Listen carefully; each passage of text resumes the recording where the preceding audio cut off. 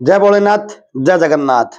घात जो आपको शारीरिक, मानसिक और आर्थिक हानि दे सकता है, इसी को लेकर यह वीडियो है। मेरे पिछले सभी चैनलों पर यह वीडियो रही है। तो मेरे मित्र प्रभात जी ने बोला, निवेदन किया कि इसको फिर डाल दीजिए।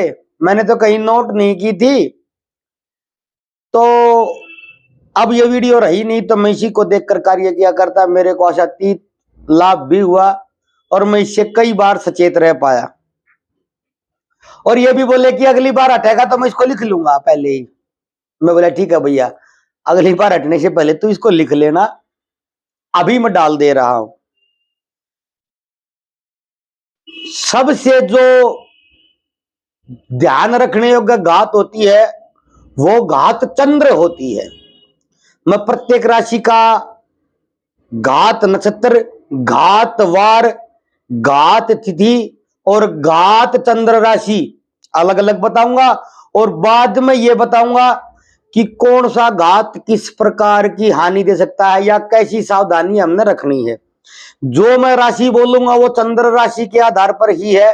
लगन का यहां पर कोई जिक्र नहीं है, कोई महत्व नहीं है, क्योंकि गोचर सिर्फ चंद्र राशि से देखा जाता है, नक्षत्र लगन से नहीं देखा जाता है। प्रथम मेष राशि, घातवार है रविवार। घात नक्षत्र मेष राशि के लिए है मघा नक्षत्र। घात तिथि है षष्ठी तिथि, यानी कि छठी तिथि, और घात चंद्र राशि है मेष राशि। दूसरे नंबर की राशि वृषभ राशि। घातवार है शनिवार। घात नक्षत्र है हस्त नक्षत्र। घात तिथि है चतुर्थी तिथि, और घात चंद्र राशि है कन्या चंद्र राशि। मैं बताऊंगा कैसे देखना है, वो भी बताऊंगा, निश्चिंत रहें। तीसरे नंबर की मिथुन राशि के लिए घातवार होगा सोमवार। घात नक्षत्र स्वाति नक्षत्र। घात तिथि अष्टमी, और घात चंद्र राशि होगी कुंभ राशि। 4 नंबर कर्क राशि के लिए घातवार होगा बुधवार। घात नक्षत्र हो जाएगा अनुराधा नक्षत्र। घात तिथि षष्ठी यानी कि छठी, और घात चंद्र राशि सिंह राशि। अब पंचम नंबर की सिंह राशि, घातवार शनिवार। घात नक्षत्र मूल नक्षत्र। घात तिथि नवमी तिथि, और घात चंद्र राशि मकर राशि।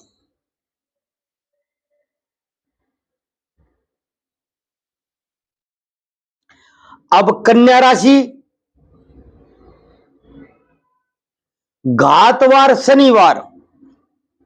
घात नक्षत्र श्रवण नक्षत्र। घात तिथि अष्टमी, और घात राशि मिथुन राशि। अगली राशि है तुला राशि, सप्तम राशि। घातवार होंगे गुरुवार। घात नक्षत्र हो जाएंगे सतभिषा नक्षत्र। घात तिथि द्वादशी, 12 नंबर की तिथि द्वादशी तिथि, और घात चंद्र राशि धनु राशि। अब वृश्चिक राशि, घातवार शुक्रवार। घात नक्षत्र रेवती नक्षत्र। घात तिथि दसवीं तिथि, और घात चंद्र राशि वृषभ राशि। अब धनु राशि, घातवार शुक्रवार। घात नक्षत्र होंगे भरणी नक्षत्र। घात तिथि होगी द्वितीय तिथि, 2 नंबर तिथि, और घात चंद्र राशि मीन राशि। मकर राशि होगी अगली राशि, मकर राशि 10 नंबर की। घातवार होंगे मंगलवार। घात नक्षत्र होंगे रोहिणी नक्षत्र।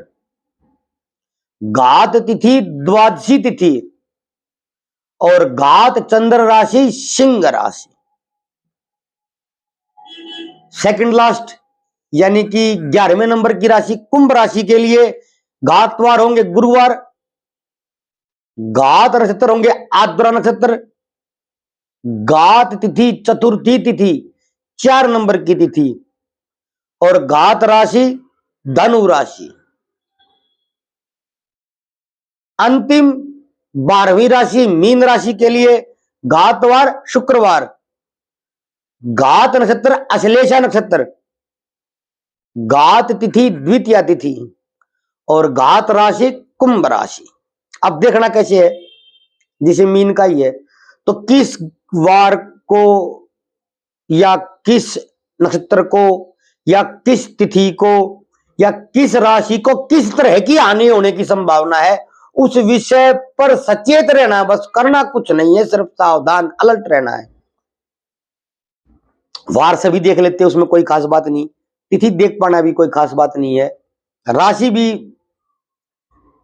अगर आप सॉफ्टवेयर चला लेते हैं तो कोई खास बात ही नहीं तो बहुत से लोग राशियां गोचर लिखते रहते, कहीं भी जाकर देख लें, टीवी यूट्यूब पर हर जगह बताते हैं।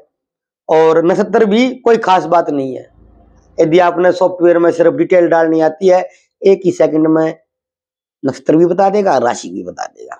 जौन सी राशि वार नक्षत्र या तिथि बताई है उसको उस विषय में सावधान रहना जिस विषय को अब आगे बताने वाला हूं। घात वार का फल कर्म की हानि हो सकती है। जिस दिन घात वार होता है हमारी राशि अनुसार, उस दिन कर्म का ध्यान रखना है, कार्य की विफलता हो सकती है।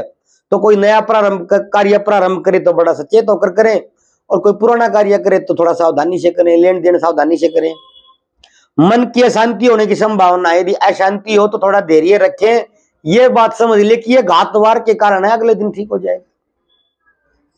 घात नक्षत्र जब होता है, हमारे राशि का जो घात नक्षत्र है उसमें धन हानि, सम्मान भंग यानी कि सम्मान की हानि, अपमान होने का डर रहता है और व्यर्थ का शारीरिक श्रम होने का भय या हानि होती है कि व्यर्थ में कोई काम कर लीजिए जिससे कुछ इनकम कुछ हो ही नहीं, कोई फ्रूटफुल नहीं रहे कार्य।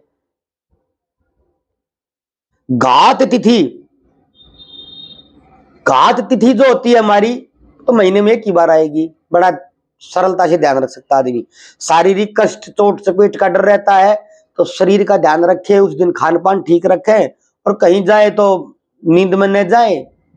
कोई नशा वशा करते हैं तो उस पहली बात तो नशा करना ही नहीं चाहिए, करते तो उसको छोड़ कर जाएं और बड़ा सचेत होकर वाहन चलाएं, हेलमेट वगैरह जो भी रखते उसका ध्यान रखें। देखिए जन्म लग्न जो होता है वो दृढ़ होता है, लेकिन गोचर में जो घटनाएं बनती हैं उसको आप इन सावधानियों से बता सकते हैं अपने आप को।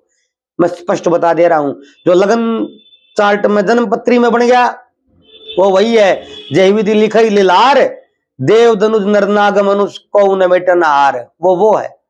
और जो गोचर में बनती है उनको टाला जा सकता है। जन्म पत्री में यदि मृत्यु लिख दी होगी, चोट लिख दी होगी, लेकिन गोचर में कोई घटना बनेगी, सावधानी रख बच सकते हैं, बच जाएंगे। उपाय भी लगभग गोचर का ही होता है। जन्म लगन चक्कर का तो उपाय ही कर पाना असंभव सा है। ज्यादा नहीं बोलूंगा, दुकान बंद हो जाएगी। ज्यादा सच बोलना भी खतरनाक होता है, अति सब जगह पर वर्जित होती है। घात तिथि बता दिया, शारीरिक कष्ट चोट चपेट का डर। अब सबसे जो विशेष ध्यान रखने योग्य होता है वो घात चंद्र राशि होती है। ये सबसे जरूरी है कि हमारी राशि जब महीने में आ जाए 2 ही दिन चलेगी। जैसे मेरी कुंभ राशि है, मैं बड़ा सचेत रहता हूं उस दिन, आप दिमाग में ही बैठ गई, क्योंकि ज्योतिषी हो तो पता ही होता कब कुंभ राशि है कब मीन राशि है। तो जब कुंभ राशि आती है तो मैं सिर्फ उन्हीं लोगों के फोन उठाता हूं जो मेरे निजी हैं, और मिलता विलता भी बहुत कम, अनजान आदमी से मिलता नहीं मैं, और अनजान जगह पे मैं उस दिन जाता भी नहीं हूँ। व्यवस्था क्या न करा दे अगर जन्मपत्री में है तो फिर भी मैं सचेत रहता हूँ। मैं इतना कहना, आप भी रहा करिए, सावधान रहना, कोई नहीं गलत बात नहीं होती। घात चंद्र राशि में सभी प्रकार की विपत्ति आ सकती है, इसलिए सबसे ज्यादा खतरनाक है घात चंद्र राशि। अतः सतर्कता रखें, भगवान शिव की आराधना अवश्य करते रहें। छोटा मोटा कोई उपाय जानते हैं तो वो करते रहें, ज्योतिषी ने बताया तो वो कर ले। किसी का उपाय करने में कुछ नहीं जाता है। ज्यादातर उपाय दान पुण्य के या जीव की सेवा के ही होते हैं, कर लेने चाहिए। कम से कम इसी निमित्त, इसी के कारण किसी जीव के पेट में कोई भोजन आपके हाथ से जा रहा है, या कोई आप किसी की सहायता कर दे रहे, किसी भिक्षुक की, किसी निर्धन की, किसी भूखे की सहायता, ही किसी जीव को भोजन नहीं दे पा रहे हैं अपनी इच्छा से, नहीं तो जन्मपत्री के कारण सही, किसी पंडित जी के कहने के कारण, किसी बाबा जी के कहने के कारण, किसी बुजुर्ग के कहने के कारण कम से कम कुछ ही कर पा रहे हैं। साथ में कुछ नहीं जाएगा, छूट यही जाना है। तो पहले ही हाथ से कुछ छूट जा रहा है और अच्छे निमित्त छूट जा रहा है, तो इससे अच्छा कुछ नहीं है।